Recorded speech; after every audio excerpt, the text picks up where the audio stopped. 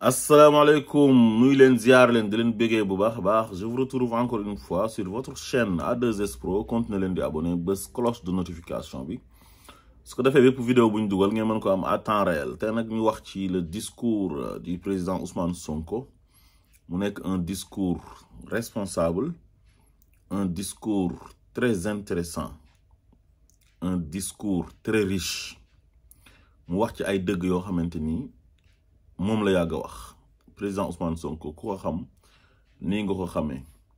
ku ko xam-xam ne il prône pour la paix ñu bëri nag ñu ngi koy diaboliser parce que lu ñuy wax naan qui veut tuer son chien l'accuse de rage maanaam ku bëgg a rey sa xaj da ngay wax ne xaj bi dafa ràmm su ko defee boo ko reyee suñu waxee nga ne non xaj bi lu tax ma rey ko mooy dafa ràmm président Ousmane Sonko nag pour ñu liquider ko jaral na leen lu nekk dañ koy taxé de tous les noms d'oiseaux di ko saaga di ko xas te moom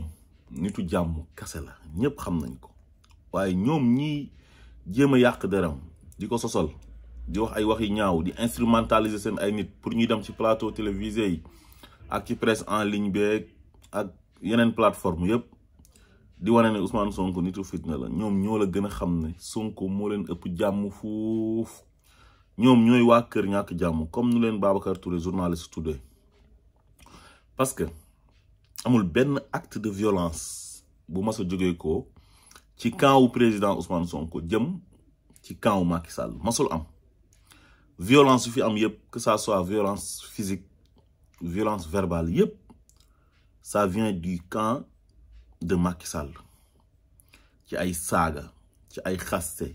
ci wax yu ñaaw ci ay sos ci instrumentaliser ay xale yu jigéen yu ñàkk kilifa ñuy saaga di sos di wax yu ñaaw di yàq deru le président Ousmane Sonko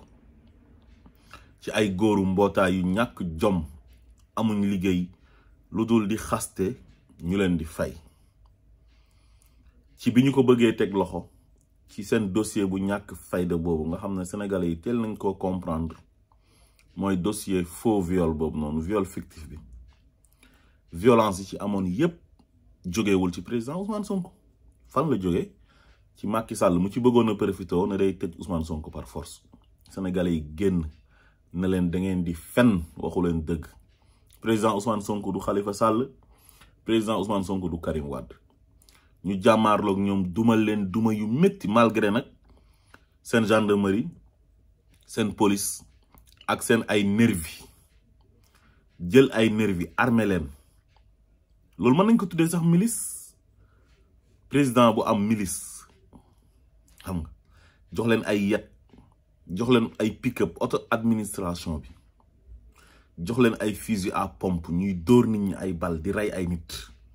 rey 14 personnes suñu ay xale ba léegi ubbi wuñ ci enquête defuñ autopsie parce que xam nañ ne ñoom ñoo rey xale yooyu jël leen suul leen seen ay waajur ñàkk jaalewu leen faalewu leen lijjantiwu leen daf leen sax yéene deegi maanaam Macky Sall moom li mu jàpp mooy ku ànd ak Ousmane Sonko yow sa sor dee la war a nekk boo deeyee sax dafa sedd pour moom ci soxor ci bon ci iñaan ci bëgg éterniser wu ci pouvoir bi jàpp ne violence moo ko koy may il se trompe lourdement armée na Moussa Fall armée Bokar Yàgg ñu ne bu dëkk bi yëngoo pour li mu bëgg a def nii maanaam force troisième mandat toog fi par force ñoom mën nañoo mate peuple bi billaay da ngeen di nax seen bopp da ngeen di nax seen bopp gis nga Sénégal yéen ñi ko jiite sax da ngeen a desee xam Sénégal ba tey Sénégal du dëkk boo xam ne nit ñi dañu leen di noot Sénégal du Congo Brazzaville bi nga xam ne sa royukaay fa la ne mooy Denis Sassou Nguesso nga xam ne moom si sa référence yi la nekk sa bokk si la bokk nga jàpp ne daal mën nga toog jiite réew mi noot nit ñi def leen daal comme ay jaam créer dynastie Faye Sall comme ni ko Yakham Mbaye doon théoriser loolu mënta nekk Sénégal Sénégal du Côte d'Ivoire bi nga xam ne Alassane Ouattara daf leen a noot forcé toog def troisième mandat non mënta nekk c'est impossible ñun duñu ay jaam ñun Macky Sall gënuñu ndey gënuñu baay dafa ñëw laaj réew mi ne daf ko soxla ku ko jox mu liggéey ko ñu jox ko démocratiquement Abdoulaye Wade bàyyi ko def ko dara te bu ko neexoon mu tëj ko ci kaso bi parce que il s'est enrichi illicitement enrichissement illicite bi mu doon toppee gars yi noonu moom mooy premier moom moo nekk ci bopp bi moom maanaam dafa waroon def boppam sax ci liste ba moom far voilà mu toog nag di ñuy jaay doole képp ku jóg ne da ngaa soxla réew mi am ay ambition mu faagaagal la boole la ak justice am far yàlla nag indil ñu président Ousmane Sonko bi président Ousmane Sonko di soo commencé sax moom daf ko xeeboon ah tëb dàq ko ne ah kii daal su ma ko dàqee dina tal leneen lu dul nekk fi naan daf may opposé quoi ndeke kooku nag moom mooy musaayam mooy yonentu yàlla musaayam xam nga moom mooy firawna bew dugg ko comme le firawna waxoon ana rabbukumul aala moom nag bew daf ko dugg ba bi mu faloo dafa jàpp ne moom daal jeex na Sénégalais yi ils sont passifs c'est des ay tapettes lañ c'est des peureux man daal mën naa fee toog malgré révision constitutionnelle bu ma defoon 2016 ak ay nul ne peut exercer plus de 2 mandats consécutifs sama yoon nekku si damay toog ba mu neex ma yàlla indil ko président Ousmane Sonko nag kooku jaaxal ko lool ëpp ko fit gën ko jub gën ko baax ëpp ko xam-xam moo ngi ñu mu àndal ñëpp jeunesse bi yëpp ànd ak moom léegi nag mag ñi ñëw fekk si leen les Sénégalais de la diaspora ñëpp am ci moom yaakaar mu ne dina ko faagaagal léegi nag dem na ba mënatu ko tëj kaso léegi ay yàq dar la jógtee moom ñu àndal Antoine Diome di encadrer ay saagakat di leen fay di entretenir Adji Sarr jox ko police mooy corps d'élite bi brigade d'intervention polyvalente di BIP ñu koy garder mu jël Adji Sarr dénk ko Gabriel Kane di leen jox xaalis di leen financer di yebal seen ay nit ci plateau yi nag ñuy ñëw di yàq dar di saaga ñii buñ ñëwee dañuy wax ne ay chroniqueur lañ ñii buñ ñëwee dañuy wax ne ci société civile bi lañ bokk ñii ne ay journaliste lañ nekk ci plateau yi ndeke ñoom ci mission lañ nekk dañ leen a yónni na leen dem leen di saaga le président Ousmane Sonko waaye mënu leen ci moom dara président Ousmane Sonko nag dina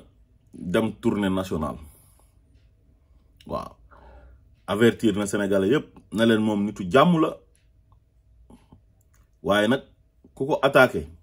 dina fayu parce que yonent bi sallallahu alayhi wa sallam sax nitu jàmm la parce que diine l'islam assalaamu aleykum la ñuy nuyoo mooy assalaamu jàmm aleykum ci yéen def naa ne ku ñëw di la nuyu di la ñaanal jàmm kooku kenn gënu kaa bëgg jàmm te pourtant yonent bi biñ ko attaqué dafa riposté kon nit buñ la tooñee bëgg a dal sa kaw da ngay riposté nga fayu Macky Sall moomut Sénégal ay maamam nekkul ñoom ñoo moom Sénégal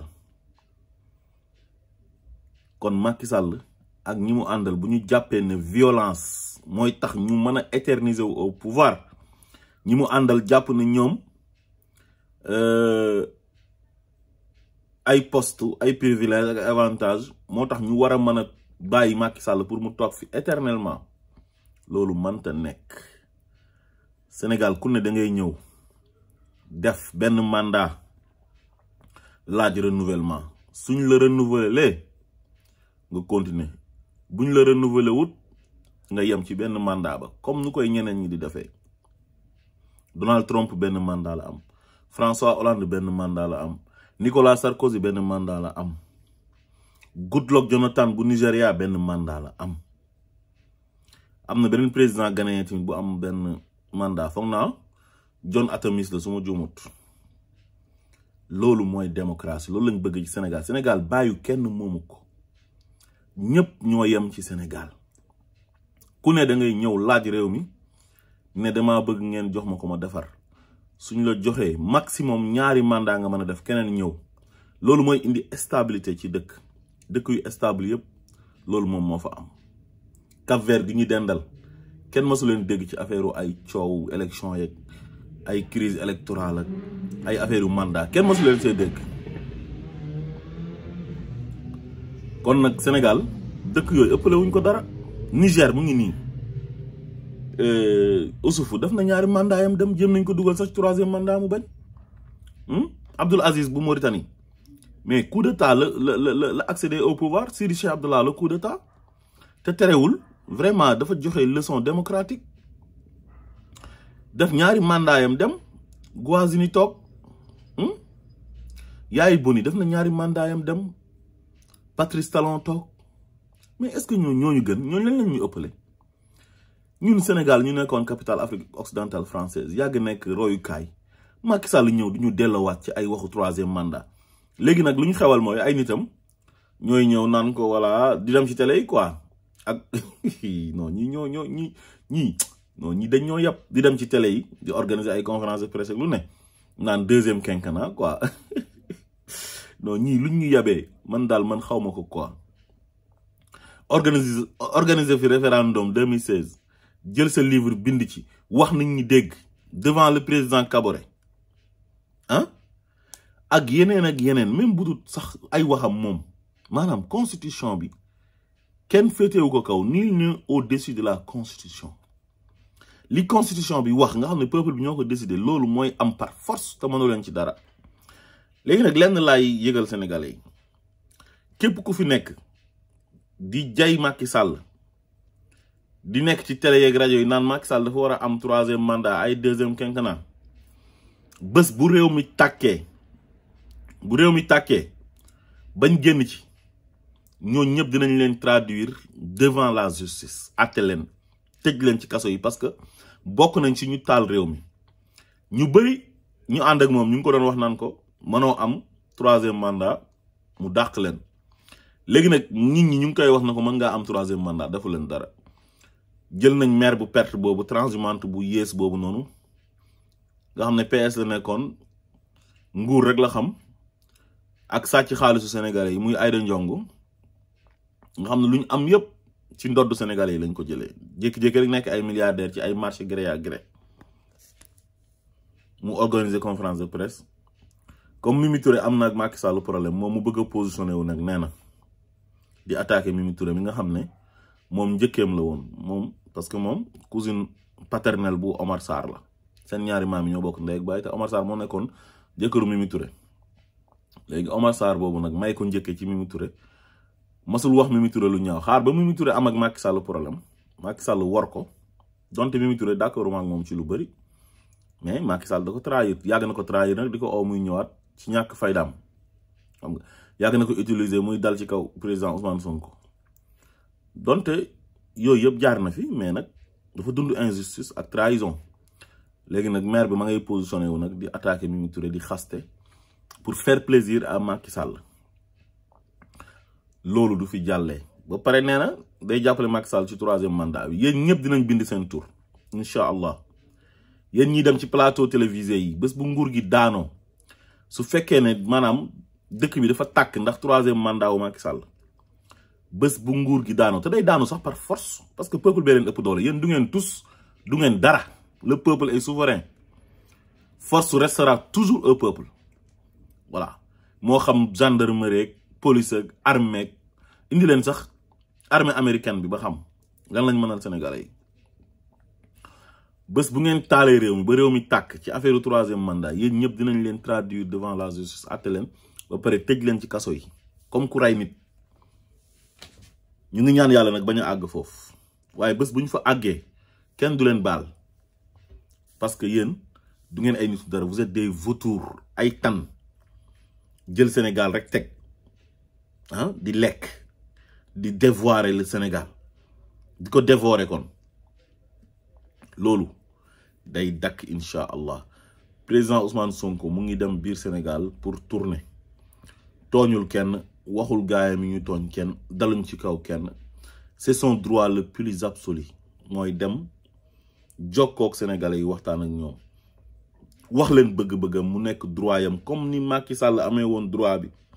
président Abdallah Wade bàyyi ko mu nekk ci jàmm parce que c'est un citoyen Ousmane Sonko nag droit boobu la am pour def tournée wan sénégalais yi programme am pour 2024 ñu fal ko képp ku dal ci kawam moom ñi mu àndal dinañu riposter asalaamaaleykum wa rahmatullah